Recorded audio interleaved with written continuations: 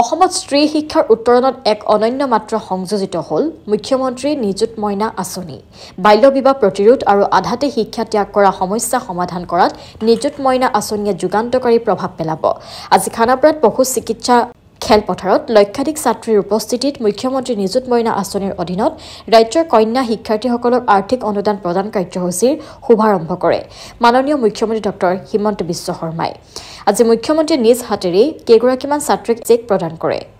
প্ৰথমটো মাহত এই আঁচনিৰ অধীনত ইতিমধ্যে সমগ্ৰ অসমত 1,60,000 গৰাকী ছাত্ৰীক সামৰি লোৱা হৈছে, যাৰ বাবে 240 কোটি টকা আবণ্টন কৰা হৈছে।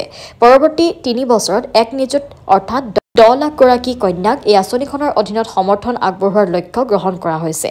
আজি প্ৰথম কিস্তিটো বিতৰণ কৰাৰ পাছত দ্বিতীয়টো কিস্তি এই বৰ্ষৰ নৱেম্বৰ মাহতেই বিতৰণ কৰা হ'ব। News desk report NDS news. আজি আমাৰ বাবে এটা অতি গুৰুত্বপূৰ্ণ দিন। যোৱা বাজেটত আমি উল্লেখ কৰিছিলোঁ যে অসমৰ পৰ্যায়ক্ৰমে 10 লাখ ছাত্ৰীক আমি তেওঁলোকৰ শিক্ষা গ্ৰহণৰ সুবিধা হোৱাকৈ আৰ্থিক অনুদান প্ৰদান কৰিম। তাৰ পিছত যোৱা লোকসভা নিৰ্বাচনৰ সময়ত আমি চেষ্টা কৰিছিলোঁ যে কিমান ছাত্ৰীয়ে এইবাৰ মেট্ৰিক পৰীক্ষা দিছে, উচ্চতৰ মাধ্যমিক পৰীক্ষা দিছে বা গ্ৰেজুৱেশ্যন দি পেলাই পোষ্ট গ্ৰেজুৱেশ্যন পঢ়াৰ বাবে ইচ্ছা প্ৰকাশ কৰিছে।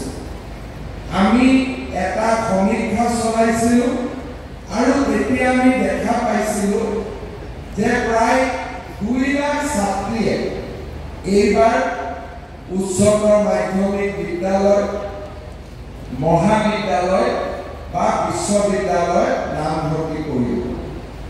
ইয়াত আমি যোৱা বছৰ ডিব্ৰুগড় বিশ্ববিদ্যালয়ৰ এটা উদাহৰণ চাইছিলোঁ। স্নাতকোত্তৰ প্ৰথম বৰ্ষত যিমান ছাত্ৰ ছাত্ৰীয়ে নাম লগায় তাৰ 30% ছাত্ৰ ছাত্ৰী স্নাতকোত্তৰ দ্বিতীয় বৰ্ষ তেওঁলোকে নপঢ়ে আৰু তেওঁলোকে বিশ্ববিদ্যালয়ৰ পৰা আঁতৰি যায়। তেনেকৈ উচ্চতৰ মাধ্যমিকতো প্ৰথম বৰ্ষত নাম লগোৱা বহুত ছাত্ৰ ছাত্ৰীয়ে দ্বিতীয় বৰ্ষত নপঢ়ে আৰু ডিগ্ৰী ফাৰ্ষ্ট ইয়াৰত নামভৰ্তি কৰা বহুত ছাত্ৰ ছাত্ৰীয়ে ডিগ্ৰী ছেকেণ্ড ইয়াৰ আৰু ডিগ্ৰী থাৰ্ড ইয়াৰ নপঢ়ে। আজি যদি আমি অসমত চাওঁ, প্ৰায় 2 লাখ ছাত্ৰীয়ে প্ৰথম বৰ্ষত নাম লগাইছে, কি উচ্চতৰ মাধ্যমিকে হওক, স্নাতকে হওক, স্নাতকোত্তৰে হওক। কিন্তু যেতিয়া আমি ফাইনেল ইয়াৰত পৰীক্ষা কিমান ছাত্ৰীয়ে দিলে বুলি 3 বছৰ পিছত আমি খবৰ ল'ম, প্ৰায় 30% ছাত্ৰী শিক্ষা গ্ৰহণৰ পৰা আঁতৰি যায়। ইয়াৰ কাৰণ ঘৰৰ আৰ্থিক অৱস্থা এটা ডাঙৰ কাৰণ।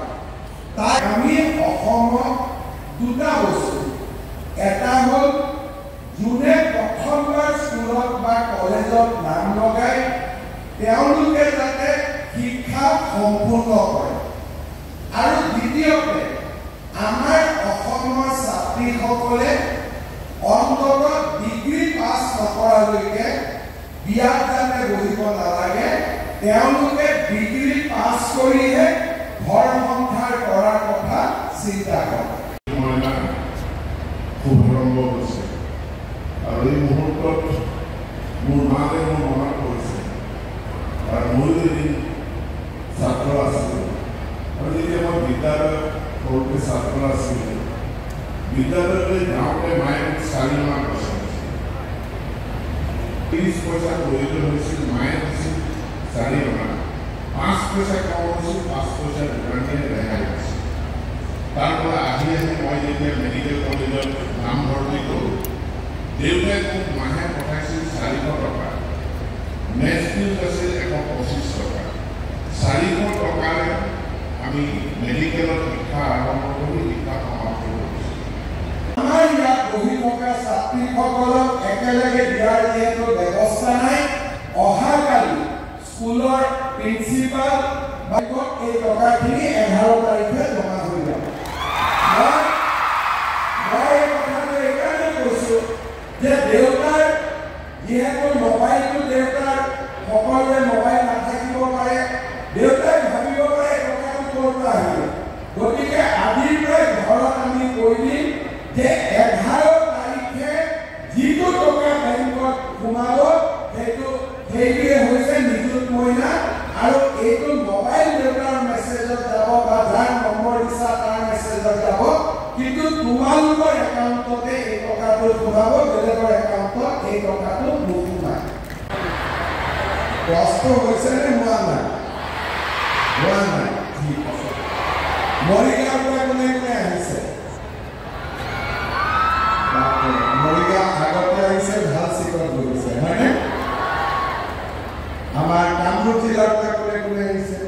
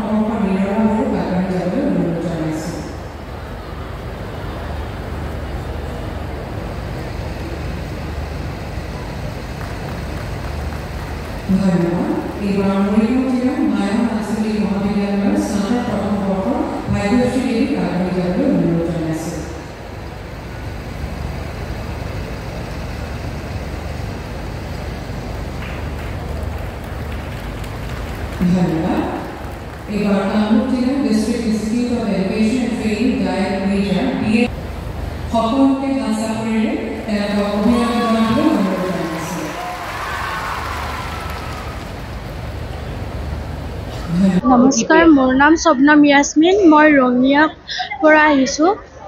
মই এতিয়া ফাৰ্ষ্ট ইয়াৰ। নিযুত মইনা আঁচনি দিয়াৰ বাবে ডক্টৰ হিমন্ত বিশ্ব শৰ্মাক বহুত বহুত ধন্যবাদ জ্ঞাপন কৰিছোঁ। আৰু মই নিযুত মইনা আঁচনিৰ সৎ ব্যৱহাৰ কৰিম বুলি ভাবিছোঁ। নিযুত মইনা আঁচনিত যিটো পইচা সোমাব একাউণ্টত, সেই পইচাটো মই জমা ৰাখি মই পঢ়িম বুলি ভাবিছোঁ। নমস্কাৰ, মোৰ নাম জিলি বেগম। মই ৰঙিয়া ছোৱালী উচ্চতৰ মাধ্যমিক বিদ্যালয়ৰ পৰা আহিছোঁ। আচলতে আমাৰ কিছুমান শিক্ষাৰ্থী যেতিয়া আমাৰ আৰ্থিক সমস্যাৰ বাবে কিছুমানে আমাৰ পঢ়াখিনি বাদ দি দিয়ে, কিন্তু মামাই যিখিনি আমাক এই নিযুত আঁচনি দিছে, নিযুত মইনা আঁচনি, ইয়াৰ দ্বাৰা আমি সঁচাই শিক্ষা যিখিনি এৰি দিম বুলি ভাবে তেওঁলোকেও শিক্ষাৰ আগবাঢ়ি যোৱাৰ কাৰণে এটা সুবিধা পাইছে। চ' সেইকাৰণে আমি ধন্যবাদ দিছোঁ মামাক, যে আমাক ইমানখিনি সুবিধা দিয়াৰ বাবে আমি যথেষ্ট সন্তুষ্টি লাভ কৰিছোঁ। ধন্যবাদ মামা। মই অসমৰ শিক্ষামন্ত্ৰী হিচাপে শদিয়া কলেজলৈ এবাৰ গৈছিলোঁ। তেতিয়া এগৰাকী ছোৱালীয়ে মোৰ মঞ্চলৈকে উঠি আহি মোক এখন সৰু কাগজ লিখি দিছিলে।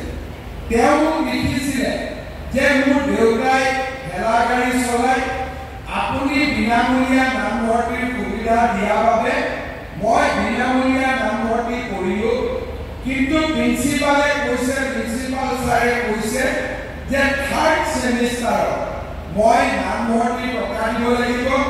দেউতাই 3000 টকা দিব নোৱাৰে, গতিকে 1st আৰু 2nd ছেমিষ্টাৰ পঢ়িয়ে মই পঢ়া শেষ কৰিব লাগিব।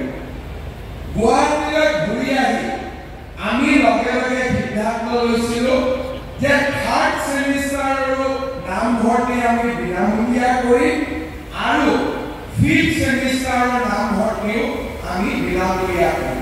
অসম আৰু মেঘালয় আছিল তেতিয়া আমাৰ প্ৰথম মহিলাৰ শিক্ষা লেডি কিং কলেজত আৰম্ভ হৈছিল। তাৰপিছত 37 চনত শ্বিলঙতে ছেইণ্ট মেৰিজ কলেজ স্থাপন হৈছিল। 1939 চনত হেনৰি কলেজ স্থাপন হৈছিল। আৰু কামৰূপ জিলাৰ ৰঙিয়া গাৰ্লছ হাই ছেকেণ্ডেৰী স্কুলৰ পৰা আহিছোঁ। যিহেতু এইটো আমাৰ ছাত্ৰীসকলক লৈ উদ্দেশ্যি এইটো আঁচনি ঘোষণা কৰিছে, গতিকে মই ভাবোঁ যে ছাত্ৰীসকল যথেষ্ট ধৰণে উপকৃত হ'ব।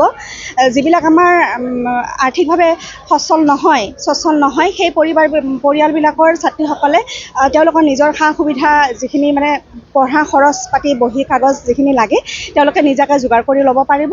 আৰু লগতে যাতায়াত ব্যৱস্থা যিহেতু আমাৰ কিছু অঞ্চলত মানে বহুত অনুন্নত, কেতিয়াবা যাতায়াতৰ বাবে আমাৰ ছাত্ৰীসকল আহিব নোৱাৰে বা কেতিয়াবা আমাৰ যিবিলাক মাহিলী প্ৰব্লেম হয়, চাইকেল চলাইও আহিব নোৱাৰে। তেনেকুৱা ক্ষেত্ৰত তেওঁলোকে যিহেতু আজিকালি সৰু সৰু বাহন আমাৰ গাঁও অঞ্চলতো চলে, তেনেকুৱা গাঁও অঞ্চলত চলা বাহনবিলাকত তেওঁলোকে সেইখিনি পইচাৰে আহিব পাৰিব। আৰু লগতে এইখিনি পইচা যদি তেওঁলোকে ভাল মানে উপযোগী বুলি ভাবি জমা কৰি থয়, ভৱিষ্যতে তেওঁলোকৰ এই হায়াৰ ছেকেণ্ডেৰী লেভেলটো পাছ কৰাৰ পিছত ডিগ্ৰীৰ ক্ষেত্ৰত তেওঁলোকে যথেষ্ট ধৰণে উপকৃত হ'ব বুলি মই ভাবোঁ। মানে উচ্চ শিক্ষাৰ কাৰণে এইখিনি যথেষ্ট উপযোগী বুলি ভাবোঁ মই, ধনখিনি যদি তেওঁলোকে মানে সাঁচি ৰাখে।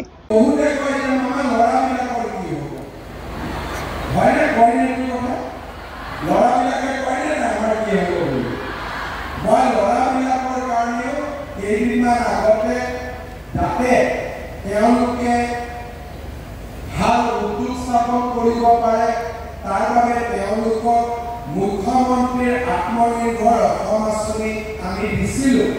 আৰু এইবাৰ বাজেটত ছোৱালীৰ কাৰণে নহয়, ল'ৰাৰ কাৰণে মই এটা ভাল আঁচনি মই চিন্তা কৰি আছোঁ যে কি আঁচনি দিলে পঢ়িব নালাগে, কিন্তু ইউনিভাৰ্চিটিত পঢ়া ছোৱালীখিনিয়ে বিয়া বহিলে বা বিয়া কৰিলেও এই বৃদ্ধি পাই থাকিব। অৰ্থাৎ আমাৰ এটাই প্ৰচেষ্টা যে আমাৰ ছোৱালীসকলে যাতে ডিগ্ৰী থাৰ্ড ইয়াৰলৈকে বিয়া নবহে। নিযুত মইনা আঁচনিৰ জৰিয়তে 1,59,000 ছাত্ৰীয়ে মাহিলী বৃত্তি পাবলৈ সক্ষম হ'ব। উচ্চতৰ মাধ্যমিক প্ৰথম বৰ্ষৰ ছাত্ৰীসকলে 1000 টকা, স্নাতক প্ৰথম বৰ্ষৰ ছাত্ৰীসকলে 1250 টকা আৰু পোষ্ট গ্ৰেজুৱেট প্ৰথম বৰ্ষৰ ছাত্ৰীসকলে 2500 টকা লাভ কৰিব। প্ৰতি মাহৰ 11 তাৰিখে বেংক একাউণ্টত এই পুঁজি হস্তান্তৰিত কৰা হ'ব। এই আঁচনিখন নিযুত মইনা আঁচনি এইকাৰণেই ৰখা হৈছে যে অহা 3টা বছৰত এই আঁচনিৰ হিতাধিকাৰী 10 লাখ পাবগৈ আৰু 10 লাখ ছাত্ৰীক সামৰিব পৰাকৈ এই নিযুত মইনা আঁচনিখন প্ৰস্তুত কৰা হৈছে। সমগ্ৰ অসমতে আজি ছাত্ৰীসকলে বিভিন্ন সমষ্টিত পতা অনুষ্ঠানসমূহত উপস্থিত আছে। উৎসাহ আৰু উদ্দীপনা, মই ভাবোঁ এই আঁচনিখনে অসমত বাল্য বিবাহ ৰোধ কৰাৰ ক্ষেত্ৰত এক বিশেষ ভূমিকা পালন কৰিব। ড্ৰপ আউটৰ যি সমস্যা আছিলে, সেই ড্ৰপ আউটৰ সমস্যা সমাধানত সহায় কৰিব আৰু অসমৰ আৰ্থিকভাৱে পিছপৰা দৰিদ্ৰ আৰু মধ্যবিত্ত পৰিয়ালৰ মেধা ছাত্ৰীসকলক শিক্ষাৰ জীৱনক আগুৱাই লৈ যোৱাত সহায় কৰিব। মই শিক্ষামন্ত্ৰী ৰণোজ পেগু আৰু শিক্ষা বিভাগক এনে এখন সুন্দৰ আঁচনি অসমৰ শিক্ষা জগতলৈ উপহাৰ দিয়াৰ বাবে ধন্যবাদ আৰু অভিনন্দন জনাইছোঁ। নমস্কাৰ, মই আকলিমা, মই মৈৰাবাৰী মহাবিদ্যালয়ৰ পৰা আহিছোঁ, মৰিগাঁও মৈৰাবাৰী। আৰু ইয়াত আহি বৰ ভাল লাগিলে। আমাৰ মামাই যি দিছে, মানে আমাৰ মইনা আঁচনি যি দিছে বহুতেই ভাল দিছে। আমাৰ ছোৱালীৰ কাৰণে বহুতেই ভাল, আমাৰ ঘৰৰ মানুহে বহুতেই ৰাস পাব। সেইটোৱে বহুত বহুত ধন্যবাদ মামাক। নমস্কাৰ।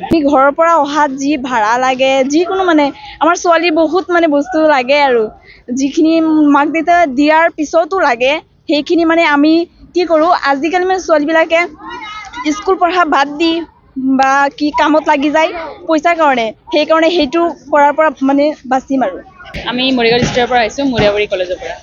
সুবিধা কি, ছোৱালীবিলাকৰ কাৰণেতো ভালেই, কাৰণ মান্থলিটো অলপ নিজৰ কিবা অলপ খৰচ ওলাব পাৰিব এইটোৰ কাৰণে। আৰু অহা যোৱা বহুত দিগদাৰ হয়, ল'ৰা ছোৱালীবিলাকৰ ভাড়া আছে, গাড়ী ভাড়া আছে, কিছুমান খোজকাঢ়ি আহিব লাগে ভাড়াৰ কাৰণে, বহুত আছে এনেকুৱা। তো এইটো মান্থলি যদি সোমায় সিহঁতৰ কাৰণে কিছুমান আছে, কিতাপ চিতাপ কিবা কিনিব পাৰিব আৰু আছে বহুত, সিহঁতৰ কাৰণে বহুত ভালেই হ'ব।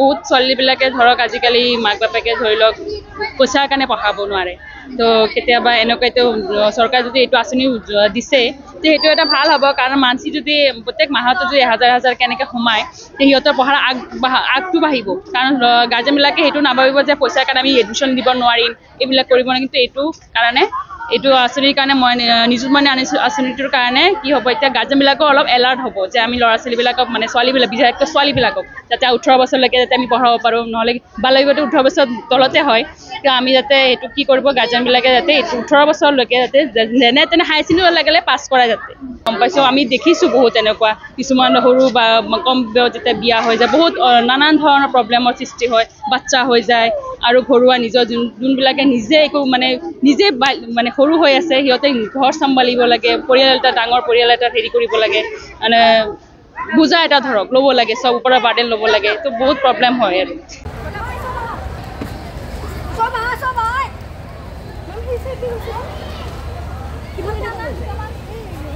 Please,